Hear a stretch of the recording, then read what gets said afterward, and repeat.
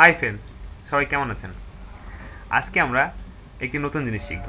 সেটা হলো আমরা একটি ডিপেন্ডেন্ট এবং ইন্ডিপেন্ডেন্ট ভ্যালুর মধ্যে কীভাবে একটি ইকুয়েশন কাজ করে সেটা আজকে এক্সেলের মাধ্যমে বের করব। তো চলুন দেখে নিই। আমাদের একটি ডাটা টেবিল আছে, এখানে মান্থ এবং তার সেলস ভ্যালুটা আছে। এখন এই এদের মধ্যে যে ইকুয়েশনটা কাজ করছে সেটা আজকে আমরা এক্সেলের মাধ্যমে বের করে দেখাবো। তো প্রথম আমরা ডাটাগুলো সিলেক্ট করি, এরপর একটা গ্রাফ আঁকাই। আমরা ইনসার্টে যাই, এরপর আমরা বার চার্টে যে একটা গ্রাফ আঁকে ফেলি।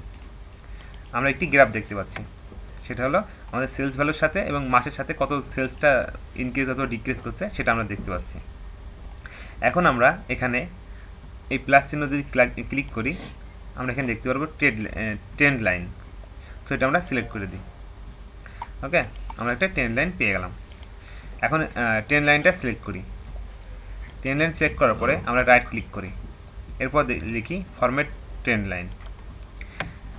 এখন আমরা দেখতে পাচ্ছি এখানে অনেকগুলো ফাংশন আছে, এক্সপোনেনশিয়াল, লিনিয়ার, লগারিদম, পলিনোমিয়াল, পাওয়ার, বিভিন্ন ধরনের ফাংশন আছে।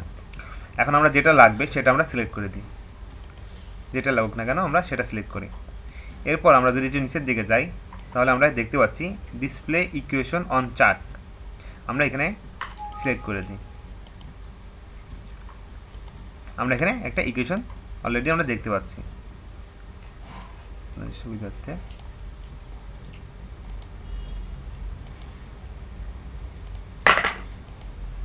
আমরা একটি ইকুয়েশন দেখতে পাচ্ছি, যেহেতু এটা লগারিদম সিলেক্ট করছি এজন্য আমাদের লগারিদম একটা আমাদের ইকুয়েশন চলে এসেছে। ঠিক একইভাবে আমরা যদি আরও অন্য ধরনের ইকুয়েশন দেখতে চাই,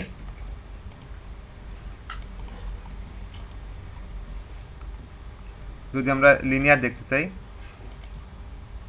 লিনিয়ার ইকুয়েশন চলে আসবে। এক্সপোনেনশিয়াল দেখতে চাইলে এক্সপোনেনশিয়াল ইকুয়েশন চলে আসবে। ঠিক একইভাবে পাওয়ার অথবা পলিনোমিয়াল, পাওয়ার সবই চলে আসবে। তো এটাই ছিল বন্ধুরা, যে কীভাবে আমরা এক্সেলে একটি ডিপেন্ডেন্ট এবং ইন্ডিপেন্ডেন্ট ভ্যালুর মধ্যে কোনো ইকুয়েশন দেখতে চাই সেটা আমরা কীভাবে দেখব সেটা আমরা আজকে দেখলাম। ধন্যবাদ বন্ধুরা। যদি কোনো সমস্যা থাকে তো অবশ্যই কমেন্টসে জানাবেন।